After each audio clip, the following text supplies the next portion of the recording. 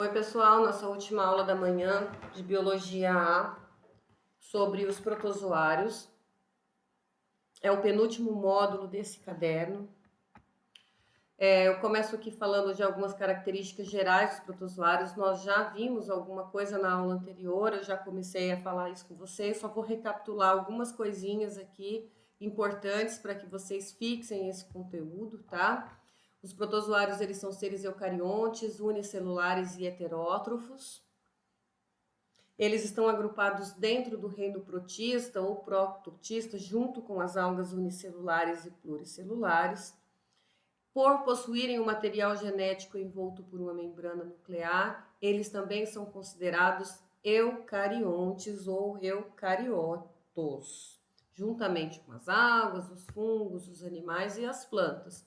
Mesmo ele sendo unicelular, ele é um organismo complexo, ele é eucarionte, ele tem o núcleo revestido por uma membrana nuclear, ele realiza várias funções metabólicas com essa única célula, tá? Então, não se engana, por mais que ele seja unicelular, ele tem várias estruturas complexas que valem a pena a gente dar uma checadinha.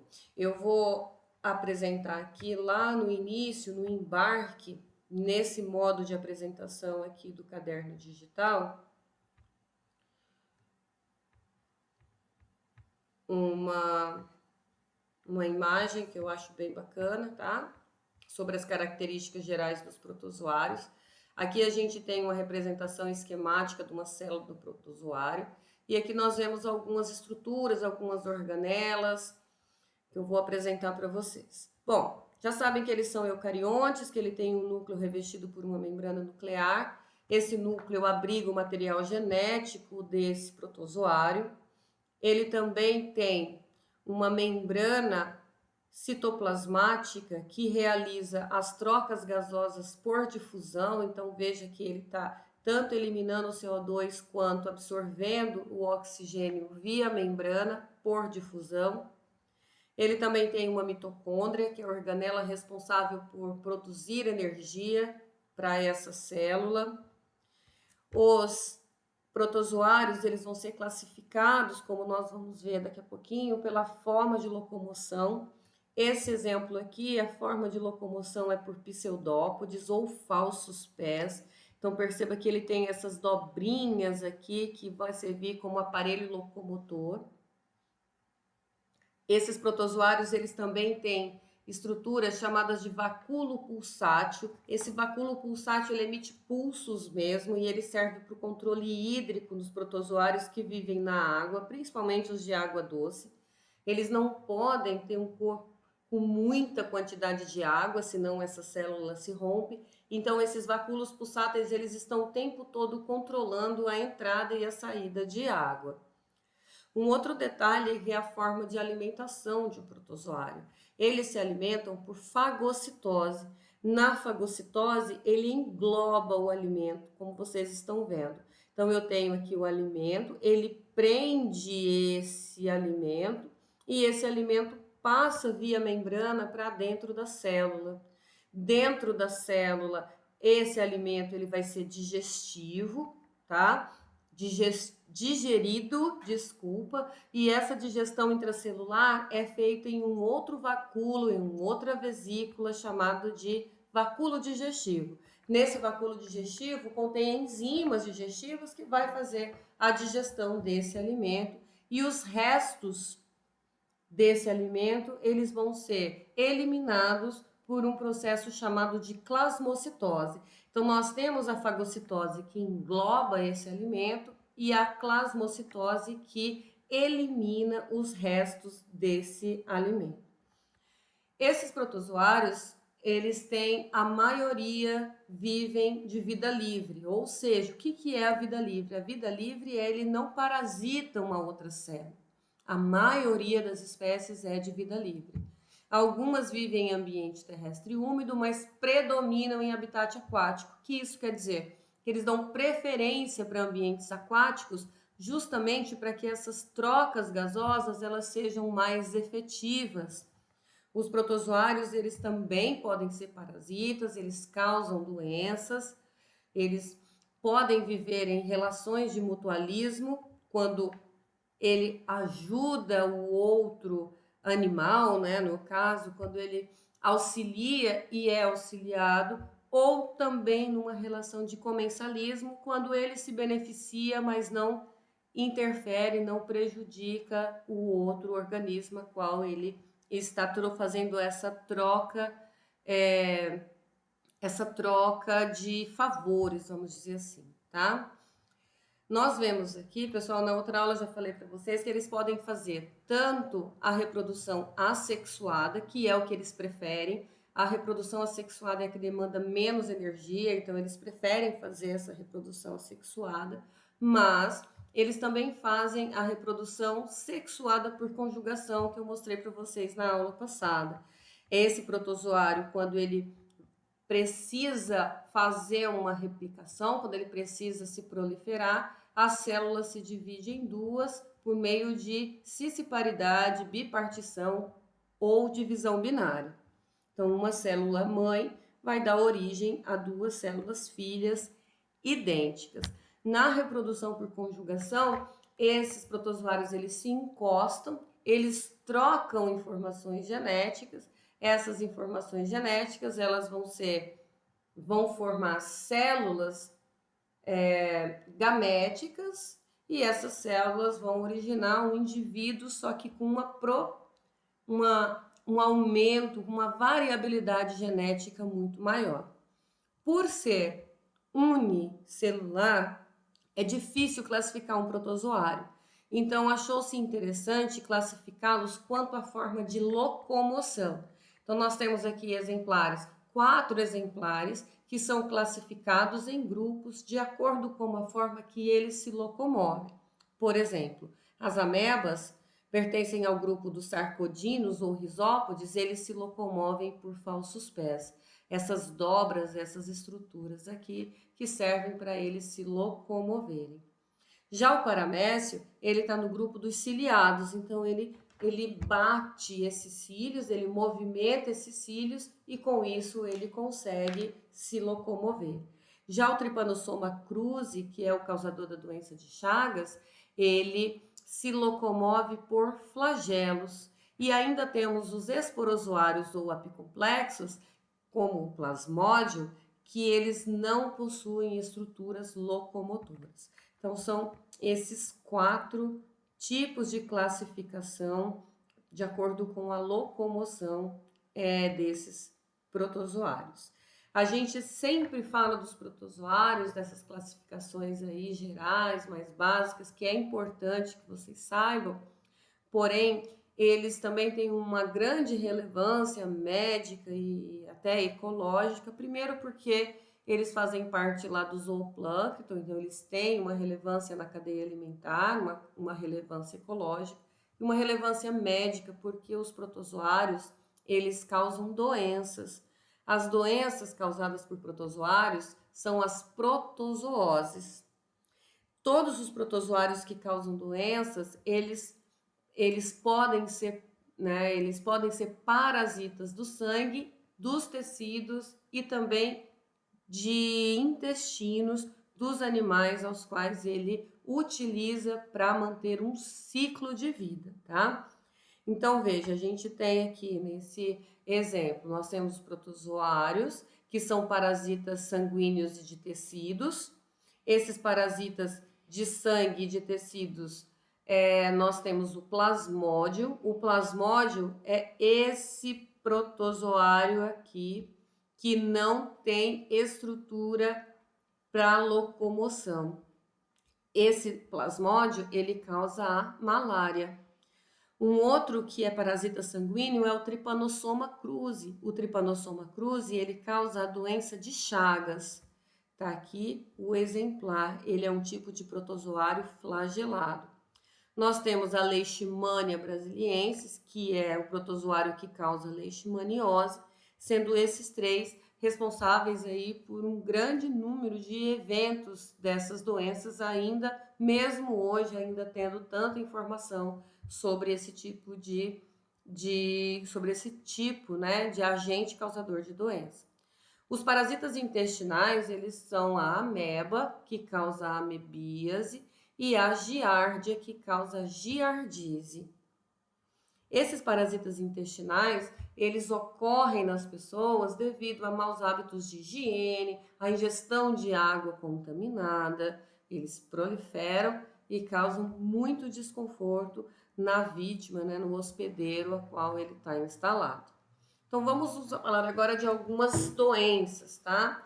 Primeiro é a amebíase. A amebíase, ela é causada pelo protozoário Etamoeba histolítica ou ameba, como todo mundo conhece.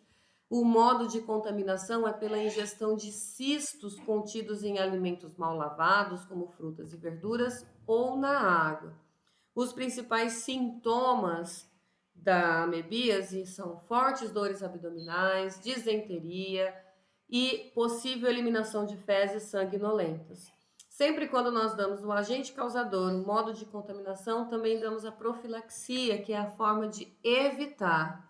Está relacionado ao saneamento básico, à educação sanitária, à higienização de mãos, de alimentos, tá? Os cistos desses protozoários, os cistos das amebas, eles são eliminados nas fezes. Essas fezes podem ser levadas para cursos de água, para locais onde as pessoas tomam banho, riachos, poços, e essa água contaminada, ela vai ser ingerida e aí inicia-se o ciclo do protozoário.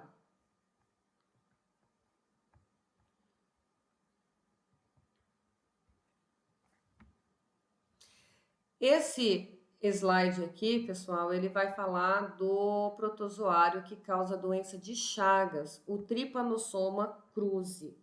O Trypanosoma cruzi, ele fica no intestino de barbeiros, de insetos, um inseto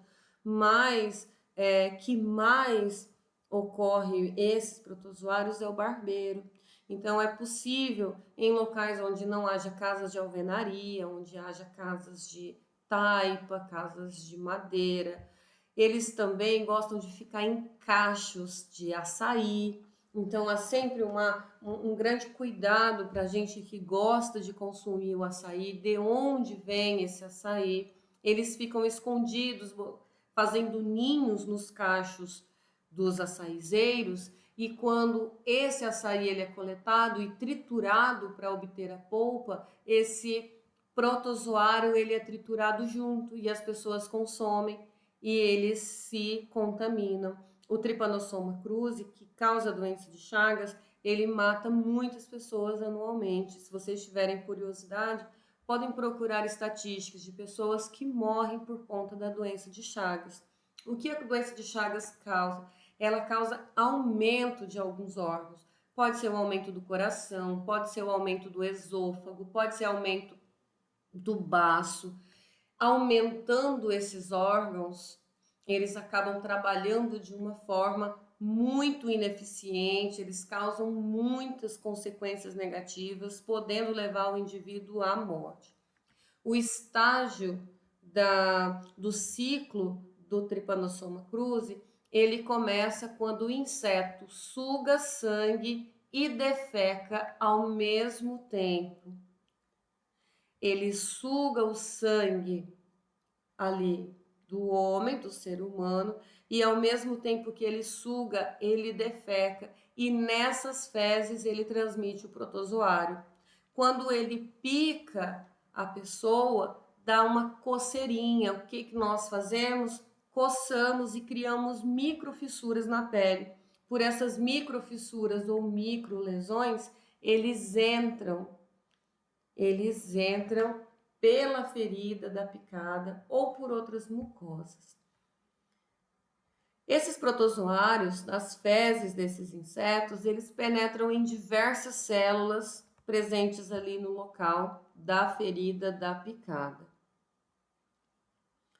Quando ele já está nos tecidos ou no sangue, esses protozoários se proliferam, se multiplicam assexuadamente no interior das células. Quando eles se multiplicam demais, quando eles estão ali inundando aquela célula, os protozoários, eles rompem a célula hospedeira e entram ali corrente sanguínea fora, podendo afetar qualquer um outro órgão que esteja próximo, tá? Bom, a pessoa está doente, né? O inseto, ele suga o sangue e ingere os protozoários do sangue da pessoa doente, então nós já temos ali do sangue do hospedeiro, ele volta de novo para o inseto. Os protozoários, eles migram para o intestino do inseto. Lá no intestino do inseto, eles se multiplicam e se transformam em protozoários maduros que voltam a repetir o ciclo. Então, o Trypanosoma cruzi, é importante vocês saberem disso, ele apresenta 2 estágios. O estágio, o ciclo de vida nos seres humanos e o estágio no inseto. A malária. A malária é uma outra doença que é transmitida por insetos, tá? E é um protozoário que contamina esses insetos, esses mosquitos, e eles utilizam de um hospedeiro para manter o seu ciclo. A malária é muito comum em regiões de floresta, na região norte. E o mosquito, o vetor dessa doença, são as fêmeas do mosquito Anopheles, também conhecido como mosquito palha. Então, nós temos como agentes causadores o Plasmodium vivax, forma terçã, benigna, que tem um ciclo de 48 horas. O Plasmodium falciparum, que ele já dá uma forma terçã maligna com um ciclo de 48 horas. O Plasmídio malari, que forma a forma quartã, que é um ciclo de 72 horas, e ainda tem o Plasmodium ovale, muito comum na África. Quais são os principais sintomas? O protozoário ele aloja-se no fígado dos seres humanos e depois invade as hemácias, provocando sua destruição periódica. Então, não sei se vocês repararam nesse ciclo. Forma terçã, que é um ciclo de 48 horas, forma quartã, que é um ciclo de 72 horas. Nesses ciclos, tá? Ele vai destruindo as hemácias nesses ciclos de 48 e 72 horas. Os principais sintomas, então, são febre alta, calafrio, náuseas, dores musculares e abdominais. A profilaxia é o combate do mosquito vetor, evitar locais próximos às áreas alagadas, onde as larvas dos mosquitos e os adultos estão ativos. E aqui embaixo nós temos aqui a informação do ciclo desse plasmódio. Então, nós temos aqui a fêmea da Anopheles infectada pica o indivíduo, injetando nele esporozóitos do plasmódio com a saliva. Esses esporozoitos é a forma que vai se multiplicar, tá? Esses esporozoitos, eles penetram nos hepatócitos, que são as células do fígado, e após alguns dias eles se multiplicam formando os merozoítos. Do fígado, eles migram para as hemácias. Lá nas hemácias, como vocês estão vendo aqui, esses merozoítos se dividem assexuadamente em intervalo regulares, 48, 72 horas, e rompem as hemácias, causando períodos febris. Então, a pessoa, nesse período que ele está destruindo as hemácias, a pessoa tem um baita febrão, aí essa febre passa. Quando ele vai para o outro ciclo, um baita febrão, aí a febre passa. Um outro ciclo, um baita febrão, e aí a febre passa. Alguns merozoítos formam gametócitos, que é a forma reprodutiva sexuada do plasmódio, tá? Outro mosquito Anopheles pica a pessoa contaminada e adquire esses gametócitos misturados ao sangue. Esses gametócitos femininos e masculinos, tá? Produzidos a partir desses gametócitos, fecundam.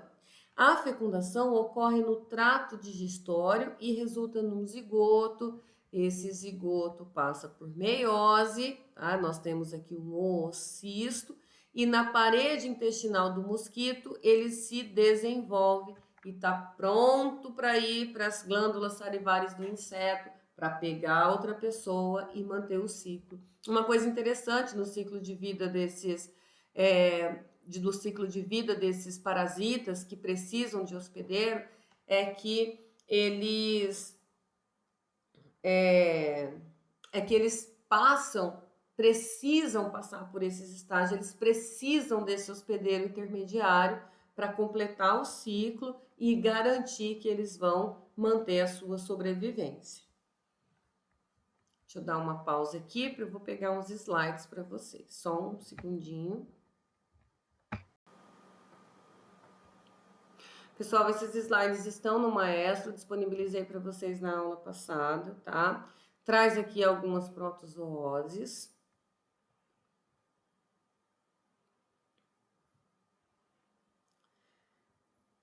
Quero que vocês chamar a atenção para vocês nesses 3 aspectos aqui do hospedeiro definitivo, o hospedeiro intermediário e o vetor. O hospedeiro definitivo, ele sempre vai ser o parasita maduro sexualmente adulto. O hospedeiro intermediário é um parasita na fase larval, que pode ocorrer reprodução sexuada. Então, parte do ciclo ocorre no hospedeiro intermediário, parte do ciclo termina no hospedeiro definitivo. Pode ser, esses ciclos de hospedagem, pode ser tanto no homem quanto no inseto vetor, tá? No agente que veicula esse parasita, mas eles precisam dessas 2 etapas para manter-se vivos, tá? A maioria dos ciclos, a maioria da contaminação dos parasitas intestinais é o ciclo oral-fecal. O ciclo oral-fecal é necessário o contato das fezes, a ingestão das fezes, e o mais comum é a ingestão em verduras, água contaminada, mãos sujas. Os ciclos que envolvem sangue, normalmente eles usam os vetores, os agentes hematófagos, também pode ocorrer em transfusões de sangue, tá? Então, nós temos aqui o barbeiro, que transmite o mal de Chagas, o birigui, que transmite a úlcera de Bauru, e o anopheles, que transmite a malária, que são agentes hematófagos, são aqueles que eles se alimentam do sangue de um ser humano ou de um animal, e a partir daí ele transmite a doença. Nós já vimos sobre a amebíase, né, lá na apostila, então aqui tem algumas informações adicionais, que a amebíase ela é predominante em regiões tropicais e subdesenvolvidas. O homem é o hospedeiro principal da ameba, e essa ameba ela encontra-se na forma ativa no intestino grosso ou no ciclo, ou como cisto nas fezes.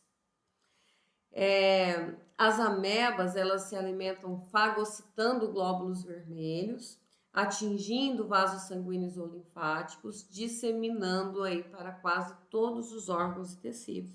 É grave, são essas doenças causadas por protozoários, elas têm um grande índice de letalidade, porque as pessoas normalmente não cuidam no período que é para cuidar e acabam aí deixando, né? Deixando para depois, e eles se proliferam demais nas células, quando vê não tem mais jeito, tá? Então aqui nós temos uma fotinha representando a contaminação por ameba. A doença ou mal de Chagas, que é pelo Trypanosoma cruzi. A transmissão é uma transmissão indireta através das fezes de um percevejo, que é o barbeiro.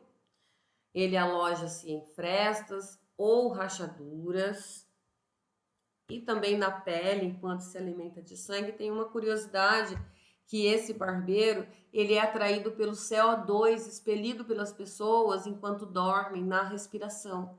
Eles são atraídos pelo CO2, eles encostam na pessoa em locais onde eles podem, rosto, braço, e quando ele injeta ali o biquinho para sugar o sangue, ele já defeca, a pessoa sente o incômodo, coça, e é aí que o protozoário entra na corrente sanguínea.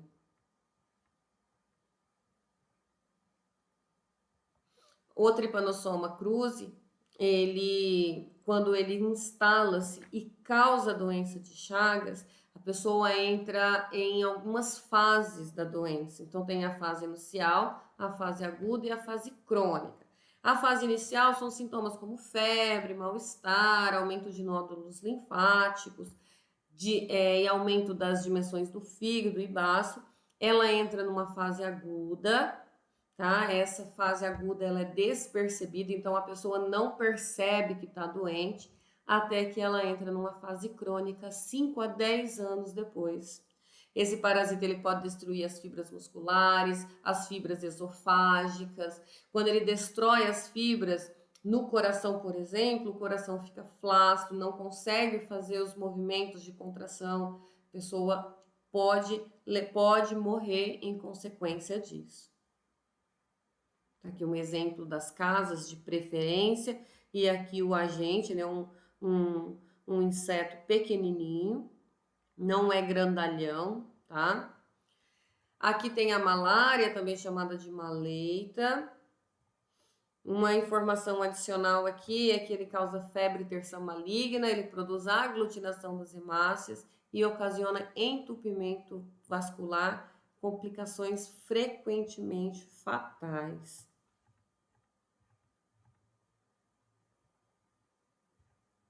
Esse aqui nós já vimos, tá? Esse aqui também é o ciclo do protozoário. Outras protozooses, nós temos a leishmaniose cutano-mucosa. A leishmaniose cutano-mucosa, também conhecida como úlcera de Bauru, ela afeta a pele, mucosas da boca e do nariz, podem também destruir as cartilagens nasais, e a transmissão é dada através da picada do mosquito palha. Pessoal, a gente tem muitos casos de leishmaniose em cachorros. Esse mosquito ele tem preferência para cães porque ele é um mosquito rasteiro, ele é um mosquito que voa muito baixinho, então os cães estão sempre mais abaixo, os humanos eles estão normalmente vestidos, calçados, protegidos, então afeta muito cães. Um detalhe é que a leishmaniose, ela em cães, ela há um tratamento que dá uma sobrevida para os cães, mas não tem cura. Muitos cães eles precisam ser sacrificados, precisa ser feita eutanásia porque não há um medicamento. Para a leishmaniose humana, há um medicamento que não pode ou não recomenda-se que não seja usado em cães, justamente porque é o único medicamento. Então, se esse protozoário ele evolui e adquire uma resistência a esse protozoário, pode não haver mais formas para a cura da leishmaniose humana. Lembrando que a leishmaniose ela afeta tanto a pele quanto também as vísceras, então ela causa muito estrago. Uma outra protozoose é a tricomoníase, que é uma infecção sexualmente transmissível. Ela é determinada pelo protozoário Trichomonas vaginalis.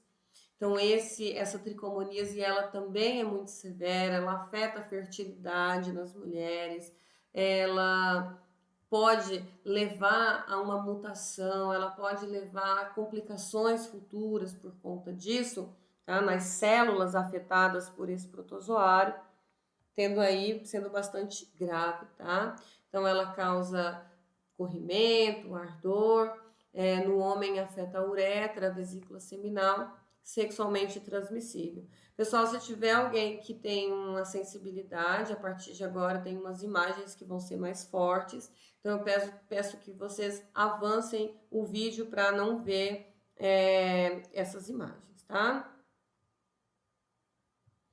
Então, aqui é um exemplo de leishmaniose cutânea em humanos. Vejam essas lesões ulcerativas.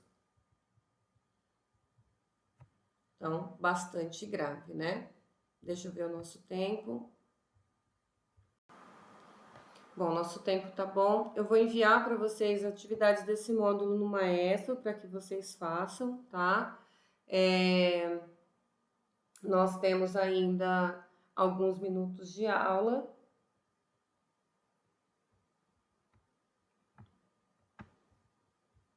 Só um minutinho.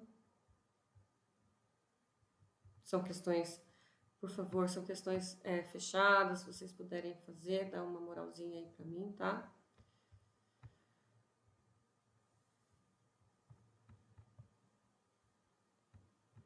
Essa é a última aula do dia. Aliás, a última aula da manhã. Vamos terminar ela com a graça de Deus.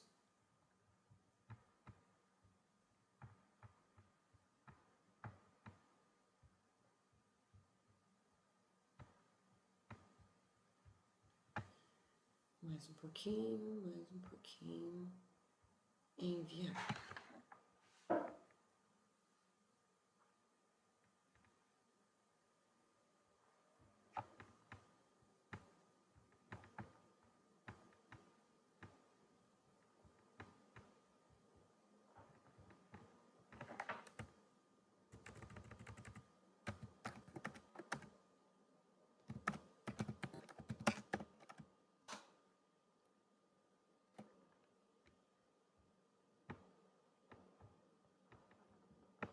Tô gravando um dia antes, tá? Então, a data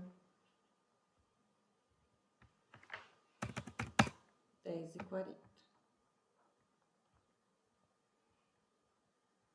Ok? Vocês já vão estar com essas atividades disponíveis. Façam, por favor.